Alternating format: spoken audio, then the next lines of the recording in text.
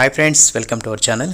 So ఈరోజు topic ఏంటంటే what is agile methodology, next మనకి what is scrum in agile. So ఈ రెండింటి గురించి మనం డిస్కస్ చేద్దాం. సో స్క్రమ్ అంటే ఏంటి, అలాగే ఎజైల్ మెథడాలజీ అంటే ఏంటి, సో రియల్ టైంలో ఏ విధంగా ఉంటుంది, ఎలా వర్క్ చేస్తారు, సో అనే దాని గురించి మనం ఒక క్లియర్ పిక్చర్ అయితే తెచ్చుకుందాము. సో నెక్స్ట్ ఫైనల్గా దీని గురించి డిఫరెన్స్ ఏంటి, సో ఎజైల్కి అలాగే స్క్రమ్కి మధ్య డిఫరెన్స్ ఏంటి అనే పాయింట్స్ కూడా నేను ఎక్స్ప్లెయిన్ చేస్తాను. సో ఈ వీడియో మీకు నచ్చుతుందని నేను అనుకుంటున్నాను. సో అలాగే యూజ్ అవుతుంది అనుకుంటున్నాను. సో తప్పకుండా ఒక లైక్ అయితే చేయండి. సో అలాగే ఇంకేమైనా డౌట్స్ ఉంటే జస్ట్ కామెంట్ చేయండి. సో నెక్స్ట్ వీడియోలో నేను చెప్తాను కంపల్సరీగా. సో ఇంకా మనం టాపిక్లోకి వెళ్ళిపోదాం. What is agile methodology? So దీనికి సంబంధించిన మనం డెఫినేషన్ చూద్దాము. Agile methodology is a practice that helps to continuous iteration of development and testing in the SDLC process. Agile breaks the product into smaller builds. So ఇది జనరల్గా మనకి ఒక small 2 lines definition. So ఇక్కడ మనకు చూసుకుంటే క్లియర్గా మీకైతే అర్థమవుతుంది ఈజీగా. సో మనకి జనరల్గా ఎజైల్ మెథడాలజీ అంటే ఏం లేదండి, జస్ట్ ఇది ఒక మోడల్ అది. సో ఏదైనా ఒక సాఫ్ట్వేర్ కంపెనీ కానీ ఏదైనా ఒక ప్రోడక్ట్ని కానీ ఏదైనా సాఫ్ట్వేర్ని కానీ రన్ చేయడానికి డిఫరెంట్ కైండ్ ఆఫ్ మోడల్స్ని యూస్ చేస్తారు. సో జనరల్గా మనకి వాటర్ ఫాల్ మోడల్ అని, ఎజైల్ మోడల్, వి మోడల్, అలాగే spiral model, different kind of models అయితే ఉంటాయి. సో జనరల్గా మనకి ఎక్కువగా ఎజైల్ మోడల్ని, ఎజైల్ మెథడాలజీని అయితే యూస్ చేస్తారు. సో ఎందుకంటే ఇక్కడ కంటిన్యూస్గా ఇటరేషన్ అయితే ఉంటుంది, కంటిన్యూస్గా డెవలప్మెంట్ రన్ అవుతుంటుంది, అలాగే దీనికి సంబంధించిన టెస్టింగ్ కూడా ప్యారలల్గా జరుగుతూ ఉంటుంది. సో ఫర్ ఎగ్జాంపుల్ ఎలాంటి డిజైన్ లెవెల్ ఇష్యూస్ వచ్చినా కూడా రిజాల్వ్ చేయడానికి టైం అయితే ఉంటుంది.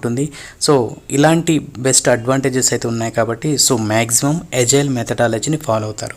సో ఇక్కడ మనకి క్లియర్గా చెప్పున్నారు. సో ఏదైనా డెవలప్మెంట్ కానీ SDLC process, software development life cycle, అలాగే మనకు సాఫ్ట్వేర్ టెస్టింగ్ లైఫ్ సైకిల్కి సంబంధించిన ప్రాసెస్ అనేది సేమ్ ఇటరేషన్లో కంటిన్యూస్గా జరుగుతూ ఉంటుంది. సో ఇలా ఏమైనా ఇష్యూస్ వచ్చినా, సో ఏమైనా డిజైన్ లెవెల్లో కానీ ఫంక్షనాలిటీ లెవెల్లో కానీ ఇష్యూస్ని ఫిక్స్ చేయడం, అలాగే దాన్ని మళ్ళీ బిల్డ్లో ఆ చేంజెస్ని పెట్టడం. సో జస్ట్ ఒక న్యూ బిల్డ్ని జనరేట్ చేస్తారు, మళ్ళీ ఆ బిల్డ్ ఇన్స్టాల్ చేసుకొని మనం టెస్ట్ చేసి వెరిఫై చేసుకోవచ్చు. సో ఇలాంటి అడ్వాంటేజెస్, ఇలాంటి ప్రాసెస్ మొత్తం మనం ఎజైల్ మెథడాలజీలో ఫాలో అవుతాం. సో నెక్స్ట్ చూసుకుంటే in this methodology, development and testing activities are concurrent.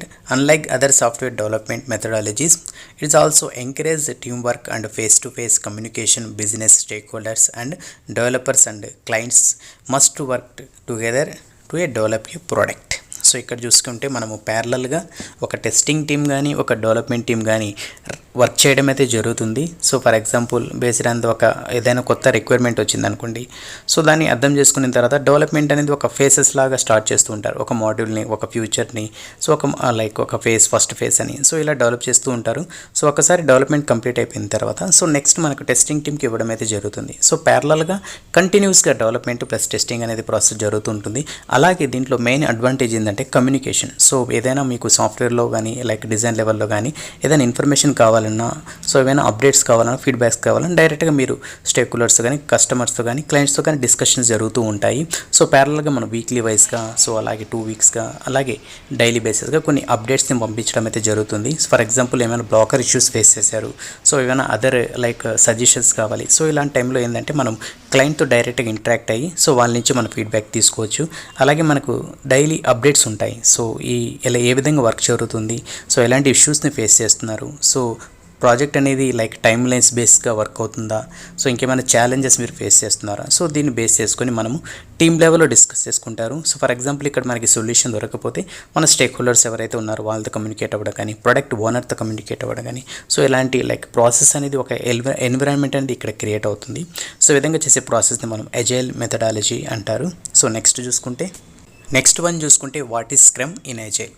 Scrum in Agile is a process that allows software development team to focus on delivering business values in shortest time by rapidly and repeatedly inspecting the actual work software. It is a focus on accountability, teamwork and iterative progress towards well-defined goals.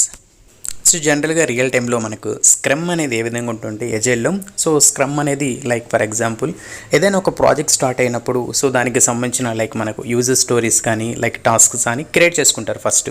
So మనకి ఎంత work ఉంది ఈ టైంలో, so ఎంత టైంలో మనం ఈ work complete చేయగలము, సో మన టార్గెట్ డేట్స్ ఏంటి, సో ఇలాంటి వర్క్ని మనము ఏ టీం అయితే ఉందో ఆ టీంని డివైడ్ చేసుకోవడం జరుగుతుంది. సో ఈ మోడల్ నేను డెవలప్ చేస్తాను, సో బ్యాక్ ఎండ్ వీళ్ళు, ఫ్రంట్ ఎండ్ వీళ్ళు, అలాగే టెస్టింగ్ టీం అనేది సో సపరేట్గా ఉంటుంది కదా. సో వాళ్ళు ఎలాంటి లైక్ ఫ్యూచర్స్ని టెస్ట్ చేయాలనుకుంటాను, సో దానికి సంబంధించిన టెస్ట్ కేసెస్ని డెవలప్ చేయడం. సో ఇలాంటి ప్రాసెస్ అనేది ఇంటర్నల్గా స్టార్ట్ అవుతుంది ఫస్ట్ ఒక సాఫ్ట్వేర్ డెవలప్ చేసేటప్పుడు. సో ఈ విధంగా మనకు దీనికి సంబంధించిన స్క్రమ్ ఏ విధంగా వర్క్ అవుతుందంటే, సో ఎవ్రీడే మనకి డైలీ బేసిస్ సో అసలు ఏం జరుగుతుంది, ఎంతవరకు కంప్లీట్ అయ్యింది, ఎలాంటి ఛాలెంజెస్ ఫేస్ అవుతున్నారు, సో టెస్టింగ్ ఏ విధంగా ఉంది, డెవలప్మెంట్ ఏ విధంగా ఉంది, సో దీనికి సంబంధించిన ఇంకేమైనా మనకి ఇన్పుట్స్ కావాలా, సో ఇంకేమైనా డౌట్స్ ఉన్నాయా, సో ఎక్కడైనా స్ట్రక్ అవుతున్నారా, సో మనకి ఇంజనీర్స్ వీళ్ళు సరిపోతున్నారా, ఇంకేమైనా కొత్త వాళ్ళని ఏమైనా తీసుకోవాలి. సో ఇలాంటి లైక్ డైలీ ప్రతి ఒక్క అప్డేట్స్ మనము డిస్కస్ చేయడం అయితే జరుగుతుంది. సో ఇక్కడ ఏంటంటే ఒక టీమ్గా ఫామ్ అయ్యి సో దీనికి సంబంధించిన ఒక స్క్రమ్ మాస్టర్ ఉంటారు. సో ఆ స్క్రమ్ మాస్టర్ ఏం చేస్తారంటే దీన్ని లీడ్ చేయడం అయితే జరుగుతుంది. సో దాని యొక్క రోల్ ఏంటి, స్క్రమ్లో ఏం జరుగుతుంది, సో దాని యొక్క స్టేటస్ని గెట్ చేసుకోవడం. సో ఇద్దరు డెవలప్మెంట్ టీం కానీ టెస్టింగ్ టీం కానీ ప్యారలల్గా ఒక మీటింగ్ ఫామ్ చేసి సో ఎవరి యొక్క అప్డేట్ని ప్రతి ఒక్కరు ఇండివిజువల్ అప్డేట్ని ఇవ్వడం అయితే జరుగుతుంది. సో డెవలపర్స్ కానీ టెస్టర్స్ కానీ ప్రతి ఒక్కరు సో దీంట్లో ఎలాంటి వేరియేషన్ అయితే ఉండదు. సో ఎలా వర్క్ అవుతుంది ఏంటి, సో మీ ప్లాన్ ఏంటి, దీనికి సంబంధించిన డాక్యుమెంటేషన్ ఏ విధంగా ఉంది, సో ఇలాంటి విషయాల్ని క్లియర్గా స్టెప్ బై స్టెప్ డిస్కస్ చేసుకుంటూ వెళ్తారు. సో అలాగే దీంతో పాటు ఎన్ని ఇష్యూస్ ఫైండ్ అవుట్ చేశారు, సో ఇష్యూస్ని ఫిక్స్ చేయడానికి ఎంత టైం పడుతుంది, అలాగే డెవలప్మెంట్ చేయడానికి ఎంత టైం పడుతుంది, సో ప్యారలల్గా ఇది చేసుకోగలమా లేదా ఇంకేమైనా మనకి టైం కావాలా, సో ఇలాంటి డిస్కషన్ని ఇంటర్నల్గా చేసుకుంటూ వస్తారు. సో అలాగే మనకు క్యూఏ టీమ్ యొక్క రెస్పాన్సిబిలిటీ ఇంకోటి ఏంటంటే డైలీ స్క్రమ్తో పాటు మనము వీక్లీ ఒక అప్డేట్ ఇవ్వాల్సి వస్తుంది. సో జనరల్గా మనకి చాలా కంపెనీస్లో మనకి వీక్లీ 1 మీటింగ్ అనేది ఒక టెస్ట్ మేనేజర్తో ఉంటుంది. సో మనకి ఎవరైతే మేనేజర్ ఉంటారు కదా టెస్టింగ్ టీమ్కి, సో తనతో మీటింగ్ అయితే ఉంటుంది. సో ఈ మీటింగ్లో మనం ఏం డిస్కస్ చేస్తామంటే ఈ వీక్లో ఎంత వర్క్ కంప్లీట్ అయ్యింది, సో ఎన్ని కేసెస్ ఎగ్జిక్యూట్ చేసాము, ఎన్ని ఫెయిల్ అయ్యాయి, ఎలాంటి ఇష్యూస్ని మనం ఫైండ్ అవుట్ చేసాము, సో ఈ ఇష్యూస్ వల్ల మనకి డిలే అవుతుందా ప్రొడక్ట్ టెస్టింగ్ అనేది, సో మనకున్న టైం లైన్స్కి సరిపోతుందా, అలాగే దీనికి సంబంధించిన రిపోర్ట్ని జనరేట్ చేయడము. సో ఈ ఇన్ఫర్మేషన్ని మనము ఇండివిజువల్గా మన క్యూఏ మేనేజర్ని అప్డేట్ చేయడం అయితే జరుగుతుంది. సో నెక్స్ట్ పాయింట్ చూసుకుంటే నెక్స్ట్ వన్ వచ్చేసి ఎజైల్కి స్క్రమ్కి మధ్య డిఫరెన్స్ ఏంటో చూద్దాము. సో ఇక్కడ చూసుకుంటే agile is a development methodology based on iterative and incremental approach. Scrum is one of the implementation of agile methodology in which incremental builds are delivered to the customer in every 2 or 3 weeks. ఇక మనకి agile ప్రాసెస్లో ఎలా ఉంటుందంటే so development ప్యారలల్గా జరుగుతుంటుంది. So changes ఏవైతే ఉన్నాయో so models కానీ ఫీచర్స్ కానీ ఆ చేంజెస్ని డెవలప్ చేసుకుంటూ 1 by 1 బిల్స్లో యాడ్ చేసుకుంటూ వస్తారు. సో ఇక్కడ మనకి స్క్రమ్ లెవెల్లో ఎలా ఉంటుందంటే ఎవ్రీ 2 weeks కానీ 3 weeks కానీ ఏవైతే చేంజెస్ అయితే కంప్లీట్ అయిపోయాయో సో ఆ చేంజెస్కి సంబంధించిన బిల్డ్ని జనరేట్ చేస్తారు. సో మనకి డైలీ బిల్స్ అయితే జనరేట్ అవుతూ ఉంటాయి. సో ఆ బిల్ని మనం టెస్ట్ చేస్తూ ఉంటాము. సో ఇక్కడ ఏంటంటే మన కస్టమర్కి లేదా స్టేక్ హోల్డర్స్ ఎవరైతే ఉన్నారో వాళ్ళకి 2 weeks కానీ 3 weeks కానీ ఒక బిల్డ్ ఇవ్వడం అయితే జరుగుతుంది. సో ఈ విధంగా వర్క్ జరుగుతుంది. సో దీనికి సంబంధించిన ఇంకేమైనా మీకు ఫీడ్బ్యాక్ ఏమైనా ఇస్తారా లేదంటే ఇంకేమైనా ఇష్యూస్ ఏమైనా ఉన్నాయా, జస్ట్ వాళ్ళ క్లారిఫికేషన్ కోసం క్లాస్ వెరిఫికేషన్ కూడా మనం చెప్పుకోవచ్చు. సో ఈ విధంగా వాళ్ళకి ఇవ్వడం అయితే జరుగుతుంది. సో నెక్స్ట్ పాయింట్ చూసుకుంటే ఈ పాయింట్ చూసుకుంటే మనం ఇందాకే డిస్కస్ చేసుకున్నాం. Agile involves collaboration and face to face interaction between the members of various across functional teams. So in Scrum's collaboration is achieved in daily stand-up meetings with a fixed role assigned to Scrum Master, product owner and team members. So ఇక్కడ చూసుకుంటే మనము ఏదైతే interaction అంటే ఉంటుందో face to face, so జనరల్గా మనకి team మెంబర్స్తో కానీ ఎవరైతే లైక్ టెస్టింగ్ కానీ అలాగే డెవలప్మెంట్ టీమ్ కానీ ఫేస్ టు ఫేస్ ఇంటరాక్షన్ అయితే ఉంటుంది. సో స్క్రమ్లో మనం చూసుకుంటే సో ఎవరైతే లైక్ వర్క్ చేస్తున్నారో సో ఆ ప్రోడక్ట్కి రిలేటెడ్గా ఎవరైతే ఉన్నారో సో వాళ్ళకి డైలీ మనకు మీటింగ్స్లో మనం అప్డేట్ ఇవ్వగలుగుతాము. సో ఇక్కడ చూసుకుంటే ప్రొడక్ట్ ఓనర్స్ కానీ టీమ్ మెంబర్స్ కానీ స్క్రమ్ మాస్టర్ కానీ సో ఇలాంటి కేటగిరీ ఎవరైతే ఉంటారో సో వాళ్ళంతా ఇన్వాల్వ్మెంట్ అయితే ఉంటుంది.